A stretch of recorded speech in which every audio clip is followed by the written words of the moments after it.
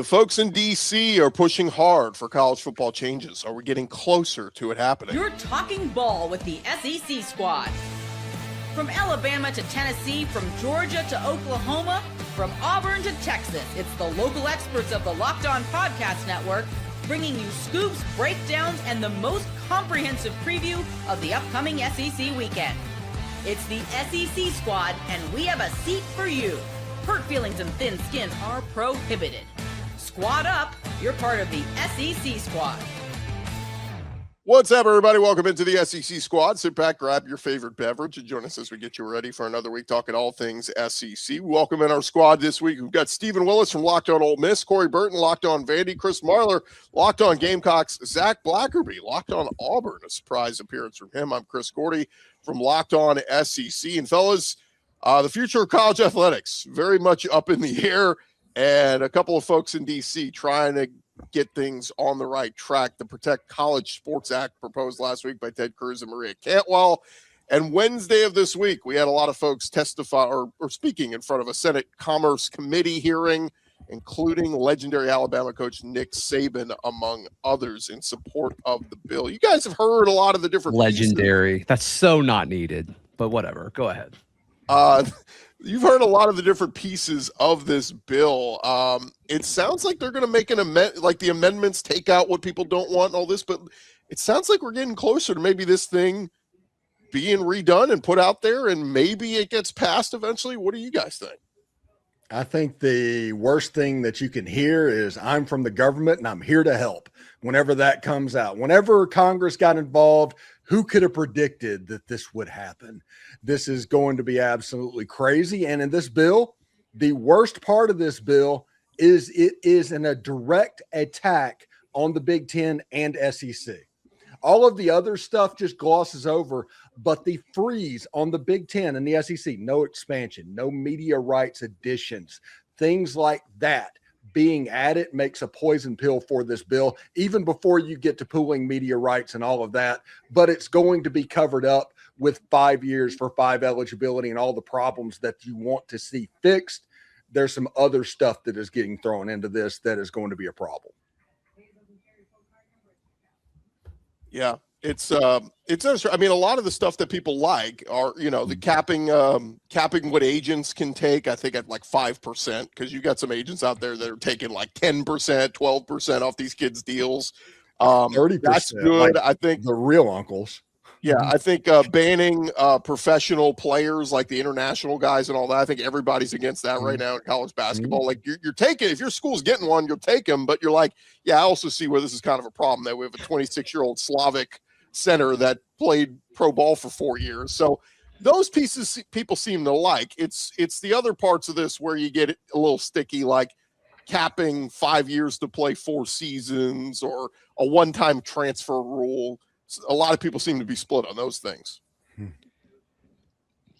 Yeah, and also like how public do these deals need to become if you're going to start having all of these rules and regulations for them? Not against rules and regulations for college football, but like, is it going to be okay that if every NIL deal, rev share deals, I understand if they're coming directly from the athletic department, but at what point does an NIL deal become an NIL deal? And like, so for instance, does every deal need to become public or reported? So like, let's say one of us pays a player to come on our show. It's like, are we going to have to report that now? Like that seems insignificant and unnecessary. So I do wonder how they define what some of these payments are and like where they're coming from and how much that's going to impact us. That's what the whole CSC thing is, the College Sports Commission, that they're getting all the conferences to sign on to agree with. I think the deal originally, they said, like, if you're doing a NIL deal that's under $200, $300, yeah, you don't have to report it. Yeah. So look, you can give a kid a $6 million NIL deal, but the NIL deal needs to be legit, and he better earn every penny of that $6 million is all they're saying. So, if you're going to sign with Nike, okay, you better be the face of every Nike commercial out there, and it's got to add up to $6 million in work you do. Yeah, isn't that kind of anti-American though? Where the whole thing is, if somebody wants to give you money to advertise, it's kind of their business how you get used, and what defines fair market value. Whenever Yeah, we've that's only had my a least system. favorite aspect of this since the Yeah, get-go. it's one of those. If a car dealership wants to take Byron Brown or whatever to hawk their lot, and he says, "Hey, here's $1 million," and there's only one appearance. Well, that's kind of what the car dealership signed up to pay for and what he got for. And I don't think it's for somebody else that says, "Well, you should do more appearances than that." I think that's a bargain to give Byron Brown $1 million. Yeah, I think it'd be great. Because if they're trying to have him throw anything, he's not going to hit a car because he can't hit anything. So There it is. I think the other part of it too that's so frustrating is I agree with you on the fair market part. I don't know how you fix that. I think the issue from my end is you watch this and you're like, no, there's no way that you are looking at all of these things. And I don't just mean college football, I mean college basketball as well, because there are so many issues there where it's like, how do you do this every year? How do you pass the hat every single year and think that the sport is going to be okay in the future? I brought this up several times last week. If you look at just the alumni donors and I guess like the boosters donations that have given to each school in the SEC over the last calendar year, right? Texas, of course, number one, 163 million. South Carolina was like 17 million. And when you start adding that up over time, I mean, it's 6 years, South Carolina passes the 100 million mark, and that's still under what Texas would have in 1 year. And that's not either their fault or to say that you shouldn't be allowed to have the competitive market part of it and be able to pay people what you want. But there is a massive competitive imbalance facing the sport as a whole. And I don't think that part is like, I don't think that part is a lie. I think that you can sit here and twist all the different stuff and say there's other issues that are going to arise out of this if you're taking away the competitive free market. And you're right, it is un-American to say, well, you can only make this much. But in every major sport, there's a salary cap to some extent, and you can figure out ways. I'm sure teams will figure out ways around it and pay more. But you got to figure out a way to have some solutions to the problems because there are glaring issues and problems facing the sport. Well, but people don't want parity and competitive balance in college sports, do they? No, like, that's something that's never happened before? Do people honestly, truly want that? I think that this leads to less parity, though, because here's the thing too. Indiana's awesome a year ago. It's incredible. They kind of caught this lightning in a bottle situation that I don't think we're going to see replicated year over year. Or what we'll see is a reactionary move from teams like Texas and Oregon and things like that. They're going to say, well, we got to go out and spend even more now. And so there are teams that are going to be able to do that every single year. Oil money, Texas, Texas Tech, Texas A&M, Oregon with Nike, all this kind of stuff. LSU can do it this year. I don't know how, but they can do it this year. Ohio State will be able to do it every once in a while, maybe Miami. But there's a lot of other teams in the Power Four alone that are going to fall by the wayside because you cannot go past the hat for $30 million. No offense, Zach. I promise this is not even a shot at Auburn. Sure. But that's a $30 million roster at Auburn. Does that look like a 10-win team? Probably not. And so it's like, if you are spending that much money every year to keep up with the Joneses and you're not winning titles every year, which is going to be the case for 137 of 138 teams, that's a tough pitch and sell to keep this thing going every year. Well, my question I was going to pose to everybody, and Corey, you feel free to jump in here.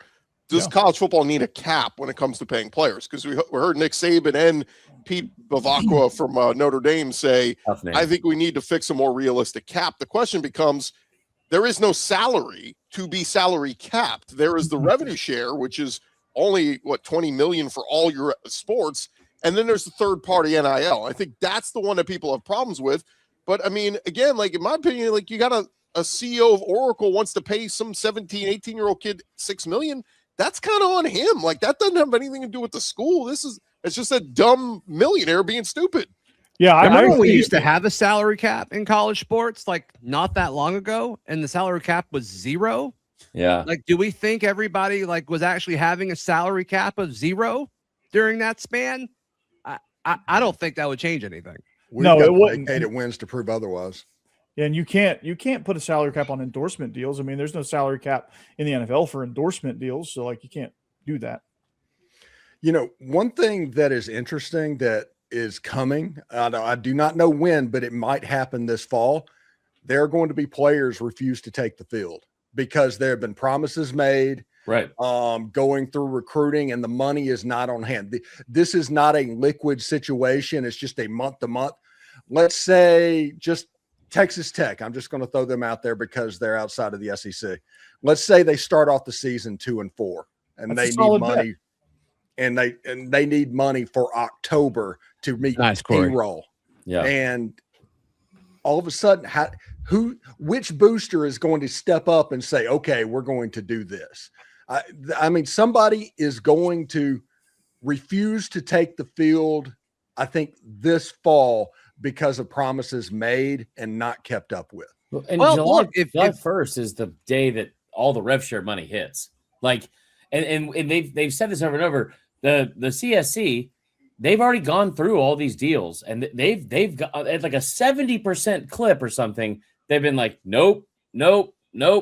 So on July 1st, when that money's supposed to hit your account, I mean, I don't know how. Like, I think it's gonna be sooner than that, but I think Steven's also right, and I think the other part of it too is you've given so much power so quickly to the student athletes, which is I think they deserve to be paid, but they haven't found an imbalance or a balance yet to where it like evens out, and we find like the center where it's like, okay, but we have something in place. That whole scraping for cash from month to month, I think that's exactly what it is, and I think that's part of the big problem. Yeah, I think what's interesting too is the part of this where, I mean, the CSC has said like they denied the Nebraska players, right?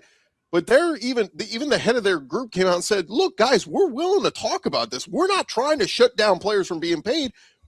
These deals just need to look legit. Like, you can't just tell a guy you get $4 million and do a 30-second commercial. Like, you got to put a business deal together to make it look like a legit name, image, and likeness deal. They're all for approving it. It's just got to look legit. Well, it's on the people paying. Then if that's the case, I mean, hell, if you're going to give somebody $4 million for a 30-second spot, that's on you. And you got, if you feel like you got cheated. And that's their prerogative, and that's the way it should be. And that's hard to police, really, because the person giving can say, hey, we've got all this other stuff lined up, and they can put some stuff on paper, and it may never happen. They may never check again because there's hundreds of thousands of deals out there that they have to go through. So I don't think they're circling back at all either. So it in the world of endorsements is you just kind of, it's just up to the endorser to pay the endorsee whatever they see fit. But they're holding it to fair market value and based on what past deals look like. So again, fair market value. But past deals, let's not forget, this is one of the, I think the things that Saban was trying to talk about today, and everyone was like, you shut up, you made a ton of money, you should not be allowed to have an opinion. And so he was like, listen, it was 2.7, then it was 7, then it was 17, and then it was 24. That's in a 4-year span. 2 years ago, we're sitting here talking about Ohio State only winning the national title because they had a $20 million roster. And now you're talking about teams with several teams that are over 40, right? And then like, or even the Auburn thing where from Alex Golish's mouth, it was 30 million. That's like the norm. And I think the other thing too, is you talk about like basing it off of past deals. Let's not forget that on July 1st or whatever it was, when this whole thing started in 2021 or 2022, and Bo Nix came out with his Milo's tea ad at midnight, and we're all like, oh, cool, like this is a whole new era. The biggest deal that we heard about at the time was De'Aaron King at Miami, who got $20,000 for college hunks movers. Yep. And now we're talking about like millions and millions of dollars. It's just crazy. Yeah. Well, again, we'll find out what happens, but it does sound like there's enough people out there that want to get this thing wrangled in. It's just how quickly do they approve it? And then you get into the whole territory of one-time transfer.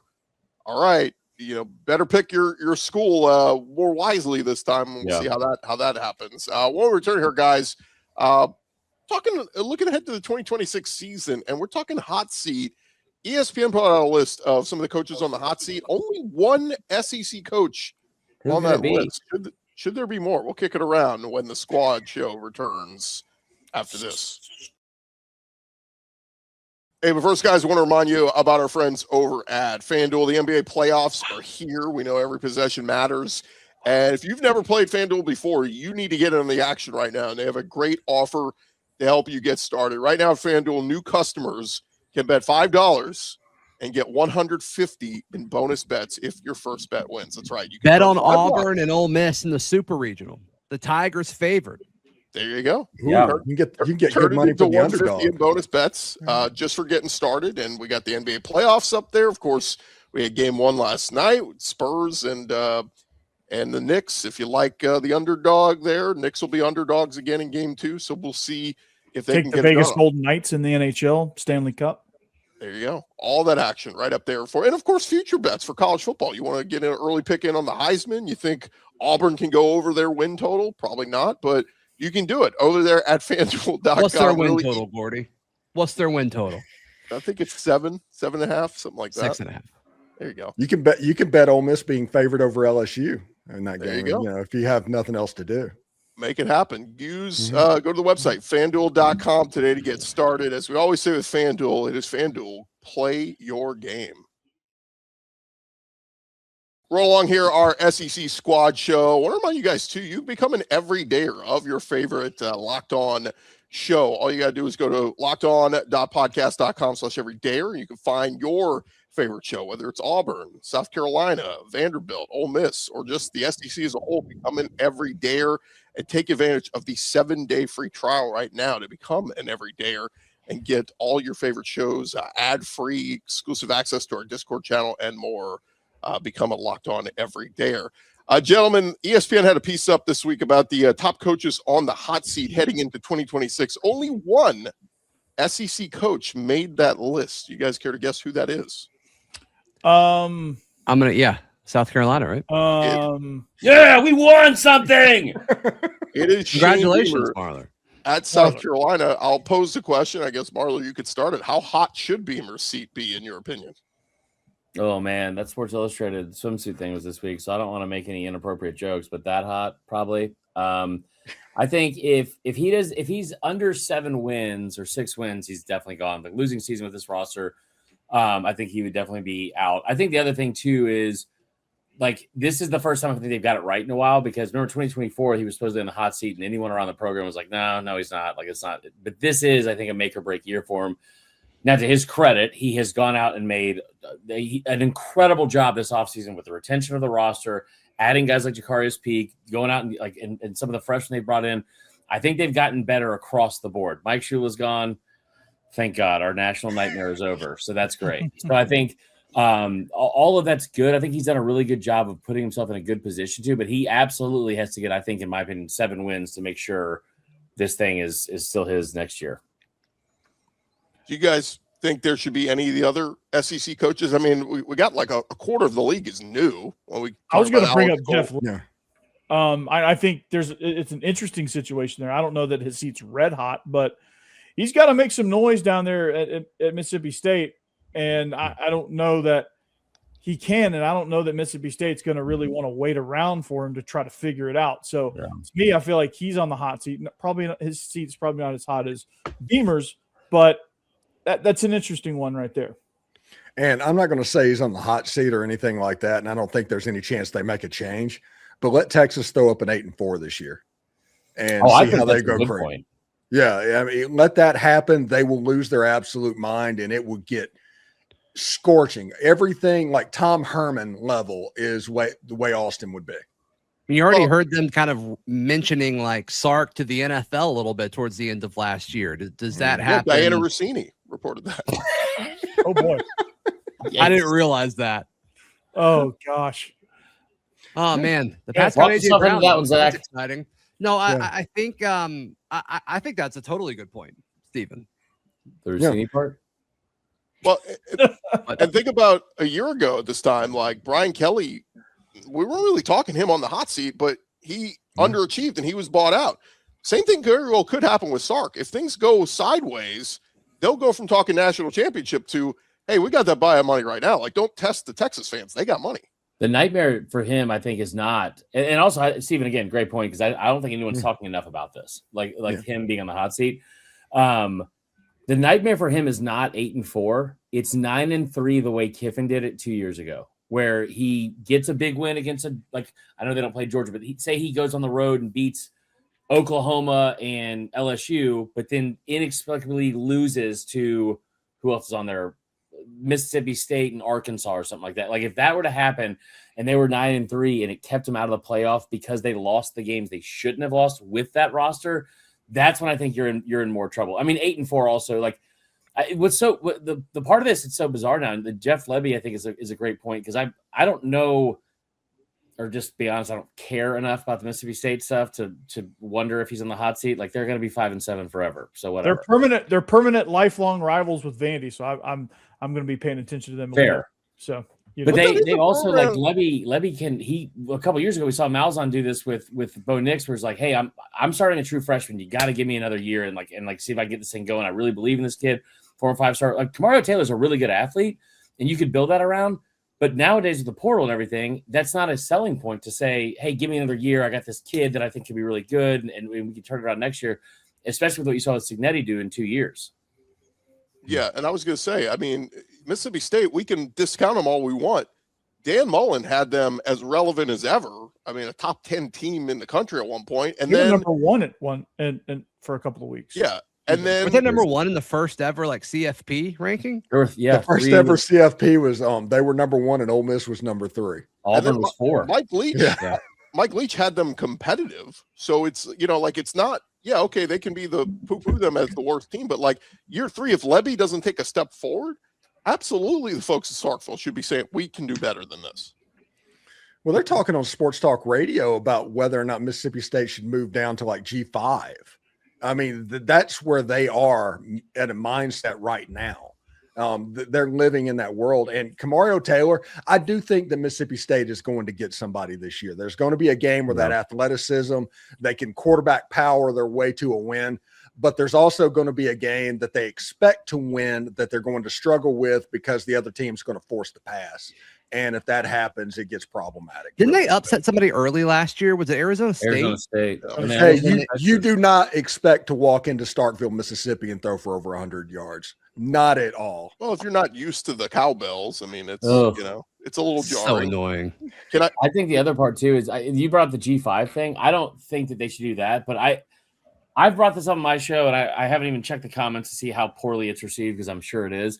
But like the idea, based off the whole thing, the donor thing that I brought up earlier, and just the unlikelihood that South Carolina is able to compete year in and year out with that part of it. Like, I think they can field football teams. They can go compete on the field. They're great at women's basketball. I think they're going to get better at baseball. But like off the field, competing in this conference in the NIL, I think that if they move to the ACC, I don't think that's like the worst thing for some of those teams. And I think that, Mississippi State of a move to the Big 12, I don't think that'd be the worst thing for them, because even as an original member, there is a very firm ceiling over that program's head, and it's very hard for them to break through. Here's the problem, though. The revenue ain't there in the Big 12. The revenue's there in the SEC. It's better for them to be a bottom tier team in the SEC financially than it is to go be top dog in the Big 12. That's true. Very good point. Realistically, Mississippi State's going nowhere because baseball is what they love more than anything in the world, and the only place to do that is in the SEC. So they'll throw up 5 and 7s forever if they can be competitive on the diamond. That's fair. Just real quick, as we record the squad show on Wednesday night, just want to shout out the Auburn men's golf team. They are national champs. They won? They won. Allie! Great. Hey! Let me give you guys one other name. We're talking hot seat. Marler. Not now. We're celebrating. One other name, and you tell me yes or no, potential hot seat this year. Josh Heupel at Tennessee.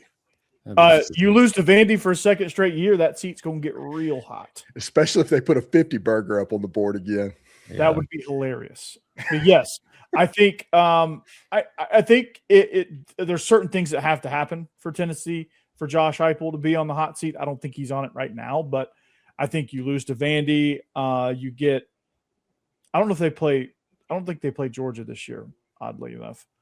But if you get shelled in some of your other games, it could be time. Their quarterback situation is pretty bleak too. Well, I don't want to say bleak, but like it's uncertain. Bleak's probably not the right word, but uncertain. Yeah. And that uncertainty has some fans restless because Tennessee's like, we were in the playoff team. We were in the playoffs like 2 years ago, so we need to get back. The thing, I think I'm not as worried about the quarterback thing because I don't think the ceiling is super high because either one of them, they're both young and stuff. But like I don't think the floor is that low either because just looking like statistically through like the years of Heupel dating back to when he was in OC, like first year quarterbacks tend to do really well in his offensive way. Talent, dude. He's I think he's got a really high ceiling. Yeah. It's just a matter if they go to him. And I think if they go to him at the start of the season and they have not so great season, I think there will be a little bit of, okay, well, you have Faison Brandon. He was the third best quarterback in the 2026 class, behind Jared Curtis, and I forget who number 2 was. But he would give it a little grace there unless they go into Nashville and get shellacked, which. Well, the bigger thing too is that, like, I think he would be a victim of, and maybe victim's not the right word, but like, I think he is in a situation with the Chaz Coleman thing where it's like, we know what the market value for that position is. Like Princewell, I can't pronounce his name, Steven, that went from Ole Miss. Amon Ellen. Thank you. That he got like 1.5 to go to LSU. There's rumors that Dylan Stewart probably got upwards of 2 or 2.5. And I know he was offered that from some other schools. So like that kid probably got a $2 million deal to go to Tennessee out of the portal. And if you're spending that on a kid that ends up being dismissed from the team or is not around anymore for this season, even if that money is not going to him because the deal they put in place, they didn't pay him yet, that's money that could have been allocated for a what do you call it? A quarterback or something like that. And I think they're one of the few schools that doesn't have a GM. Georgia doesn't, but that's because Kirby Smart is in charge, and that's much different. So I think you might find yourself in a dangerous position where if you didn't allocate your funds properly, and you start talking about like the fiscal irresponsibility side of this, which is now a part of the whole equation, then he could be in trouble for that. You better hire a GM quickly. But I wanted to bring up a name. It's a bit of an odd situation because I think at Arkansas with Ryan Silverfield, I know he's brand new to the program and this is his first year, but he's one of those that it didn't seem like they like him from the jump. And he could he be like a one and done? Is that possible? Well, Corey, one thing's interesting. You wouldn't know how long he's been there because they've taken down all the clocks. So that is the best point of all time. I think if you wait till after December of this year, his buyout is $10 million until the last day of this year. It would drop to $7.5 million going into next year. I mean, it's a brand new contract. He just that makes me feel like it's going to happen then. That's the funniest thing. Yeah, that's so much lower than I was expecting it to be. Yeah. $7.5 million. That's a lot of money. I mean, for Arkansas, $7.5 million. Nah, that's actually a decent buyout for somebody that finished like 8th in the American. Million. I mean, that's a big chunk of money. I think DeBoer's way higher than that. Probably for a buyout. DeBoer's like at 60 something, right? I don't know. But he just got a big extension too, right? Yeah. Most of the conference is probably higher than that. That his contract doesn't like that buyout to me says it's like, we're going to test the water. Ryan Silverfield could be a really good coach, but maybe not at Arkansas. But so that'll be interesting to see, like if their season just starts sideways and stays sideways. Yeah. I could see that. I could see him being a one and done. I always love when people talk about him because then it's when they say Silverfield, it reminds me that his name's not Springfield, which is what I call him every time I reference him. So pretty tough. Dusty Springfield. Yeah. I actually blank on his name often, and I'll just say the new coach up in Arkansas. Yeah. DeBoer, he makes $12.5 million annually through 2033. If they decide to fire him without cause, they would owe him 90% of his remaining deal. Yikes. So, Kalen DeBoer, lock him in. Good job, Kalen, man. Everybody wanted him. Yeah. Wow. Hey guys, when we return, should the SEC go international? We'll talk about that next. What? Who's talking about this, Gordy? What? SEC Squad Show, final segment. If you guys didn't miss, or if you missed this story, canceled their trip.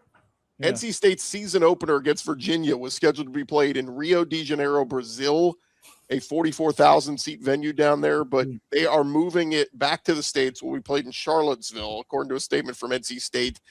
They informed the ACC the event could not be conducted, but we've had some international games over the years. Northwestern played Nebraska and Dublin.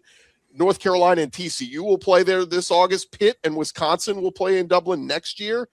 with NIL money as an incentive, guys, should the SEC look at scheduling some international games? Is this a conversation, or are you just asking this? I'm asking this. Okay.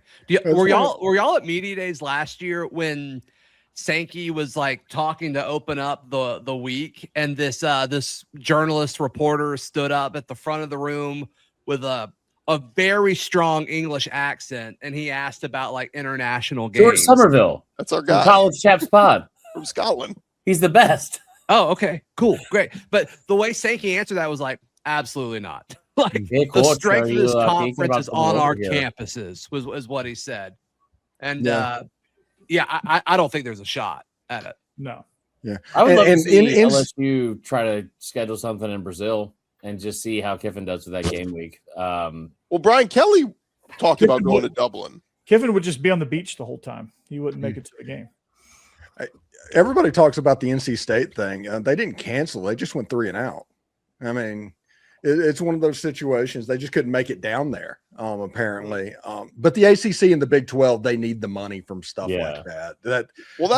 That's all a revenue grab. The SEC and the Big 10 doesn't need it. Can you imagine how let down the players have to feel when they're like, hey, guys, you're going to Rio de Janeiro this year. And they're like, where's that? It's like, where they filmed that Fast and Furious movie with The Rock. And they're like, cool. And they're like, by the way, trip's canceled. Yeah. Going to Charlottesville. That sucks.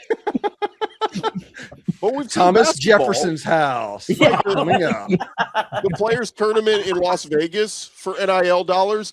Auburn is playing Baylor in Atlanta this year for NIL dollars. So, Zach, what if the Australia came along and said, hey, we're moving Auburn versus Baylor to Australia. We're paying every player $1 million.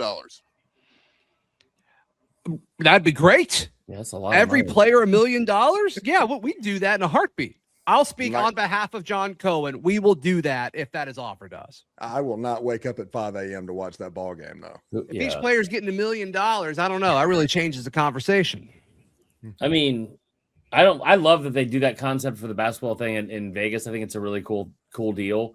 With like tangible money they can get from winning the tournament. It makes people like want to stick around and play. I think maybe there is some sort of like financial I don't know, incentive for players to do stuff like that. I think that'd be great. I don't know if going to Rio de Janeiro I don't see the SEC ever going to. Well, are the games being played in Dublin? Are they receiving money for that? Like the players are? Oh, I don't know. Paid in potatoes. They just get to have like if they're not, they're about to. Pretty well, because if we're having that conversation and we're getting there, you can bet that they are. What about Canada? Like, what if they said we want a big SEC game in Toronto? Only if Tennessee can play in December and arrive with their shirts off. That's it. Is there a country that screams SEC less than Canada? Yeah, that's a good point too. Also, how about this, Gordy? Since we're 31 days away from the 250th anniversary, why don't we play these games in America? And that's it. That's final. I think London would be cool. Oh, shut up. We got our independence from those idiots. Play it in Barcelona. You imagine a pregame meal trying to get like food and hydrated and fueled up in London. It's everything's gray and just beans for breakfast. Here's some bangers and mash. Ugh. Yeah. Dude, I like a good bangers and mash or shepherd's pie. What's wrong with you? Dude, shepherd's pie goes hard in the second quarter. It's delicious. Yeah. I'll tell you guys this. When I was in London a few years ago, went to a pub at 9 a.m. They were drinking beer. I'm like, SEC. This is what we do. Wash it down with some Guinness. But that happens big noon kickoff every Saturday. I mean, you can go to America. Yeah, you don't need to go to England for that. Idiot. Or go to Munich and play and have some morning brats for your tailgate and some. You can have brats here too, Corey. Is there a Locked On Benedict Arnold channel we should start, or what? What are we doing here? Leave it there. Remember to follow and subscribe to your favorite SEC shows. We'll be covering your favorite team every day. The SEC go out of the country. The offseason. Don't forget, I'll have you covered with the entire conference every day with Locked On SEC. We are part of the Locked On Podcast Network, covering your team every day. We'll talk to you guys next week. Auburn versus Ole Miss. Let's play SEC games in Canada.